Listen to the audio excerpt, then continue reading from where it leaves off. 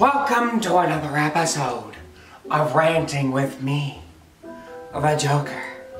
Today we're going to be talking about prudes, the kind of people who ruin lives. Alright, that's what they do. But before I start ranting about prudes, I've got to tell you something. I've got to tell you that prudes, when I tell you about your actions in this video, I'm talking about things that are lawful, consensual, and not harmful to anyone in any way. Alright? We're not talking about killing people and you being offended by it or appalled by someone getting stabbed. No, we're talking about law-abiding actions that people do. First question for you. What makes your moral compass so goddamn correct? You think your fucking compass always points to the north and other people are just skewed a little bit off? Because I don't think so.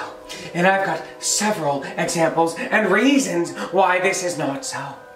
The first thing I'm going to do is talk about how you guys have been there since the dawn of civilization, ruining other people's lives, crushing dreams, and just ruining things for others in general. Because what they consider fun, you consider bad. Oh no, that person is eating cereal for dinner, for damn sake. Cereal for dinner is not a crime, but you don't like it. You don't like people who sleep until the sun rises and maybe wakes up after noon. Oh, maybe that doesn't explain you fully. You think you're not a prude because those things don't jive with you? Well, you know what? That's because you think that your moral compass is perfect. And as soon as someone doesn't agree with you, it's wrong. I'm telling you, morality is a very complex, philosophical thing that I do not want to get into specifically, because that would be a different topic completely. So let's talk more about just prudes in general. You've been there. You've been there all along. Remember in the 1800s when you were burning witches? Oh, that woman is raising crops and living on her own. She must be a witch. Let's burn her because she owns a cat. Oh, she's not getting the plague because she's got a cat. You know, you were wrong then, and you're wrong now. What about in the 60s with your rock and roll music? Oh, the music of the devil, the evilness. Oh, I'm sorry. That's not you? Oh, you want to go forward to the time in the 80s when you're all like, oh, Dungeons and Dragons is the occult, and your children are doing bad things by using their imaginations? Oh, still not modern enough for you. Okay, let's go and see something that's a little more common. Maybe this is you. Is Barbie a little too curvy? A little too petite? Not perfect like a woman would be? She's like a monstrosity? Are cartoon boobs too perky? Is He-Man too shiny and muscular for you? That's not real, can't be real, so no one's ought to have it. You know what? What people want to put down in a little sketchbook and draw, it doesn't mean it's real life, and you don't have to assume that other people think it's real life. Maybe it's you who has a problem, you who thinks it's real life, because it's not like that. It's not like that. You dictate every other thing that we do. Oh my gosh. Don't get me started on clothing. That person's wearing pajamas in public, and you think that you can just turn up your snooty little nose to that person. You know, I've been the victim of this. I'm the victim, not you. I didn't harm you by walking around public in my pajamas. No, you harmed me by purposely turning up your nose, making a sound, scoffing, and turning away from me as if I disgust you. My very presence disgusts you. And you do the same thing to people that don't wear what you want them to wear. That person's wearing shorts in the winter. That person's wearing a burqa. That person's wearing their pajamas in Walmart. Oh, all the humanity, we're doing so much damage to your very soul, aren't we? But you know what? It is you who damages us. Oh, is homosexuality bad? Oh no! What are those two people doing in the bedroom? And they both have tits? Oh my gosh! They both have them. Oh, and what about pornography? Well, how is that poor man supposed to pay his cellular telephone bill if he's not with his penis? He's not skilled at anything else. Let the man be. He's getting paid to do something so he can pay someone else to use his cellular telephone machine and communicate with people like a lot of other other people do.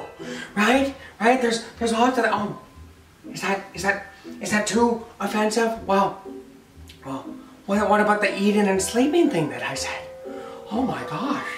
Well, you never thought of it that way, did you? There's the eating and the sleeping, and you just judge other people's lives. You tell them what they can do and what they can't do, and you think that's okay? Are you selfish? Is it a self-esteem issue? Seriously, what's wrong with you? What makes you able to blame other people for having bad lives when you have no compass there in the first place? Oh, that man's got long hair, that man's got his ears pierced, and that woman gave herself a buzz cut. This is just stuff that doesn't affect you! It doesn't affect you! Why do you give a flying fuck?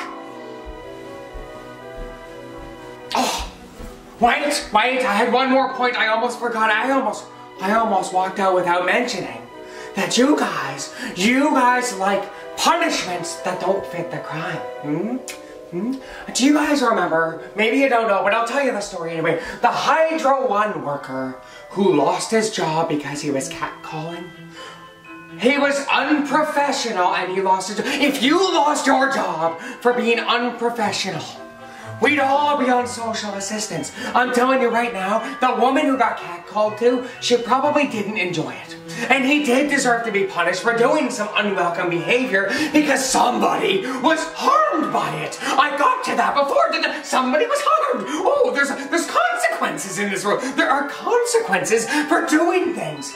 But to lose your fucking job, your livelihood, everything, your security, your future, maybe he's got a wife and kids, who knows? Who knows what this guy had? But it's gone. Imagine waking up tomorrow and not having your job. Oh, happy ending? I'm pretty sure the guy got his job back. But you know who did lose their entire career? Pee Wee Herman. Oh, you've probably heard the stories, the falsified stories. You heard that he was, diddling himself in front of children, exposing himself in public, and something really exaggerated like that. Do you know where the man was? He was in a porno theater. It is a theater where they show pornography, and yes, you have to show your ID, and the actors are over 18, and everyone pays their admission to get in, and he happened to be touching his penis. And he pulled it out a little too much when the people came in, the police, and they arrested him, charged him, released him, and ruined his career all at the same time. The man was a fantastic actor. He still is a fantastic actor. The crime and the punishment do not match. You don't lose your livelihood because of an incident. Yes, it was an incident, but I mean, you know, if you start telling people that he was diddling himself in public and it turns out that it was actually in a porno theater, there's a difference. There's a difference. Although it's not right, losing your job should be one of the final resorts, the second to last resort. Jail? Okay, jail, losing your job, other punishments.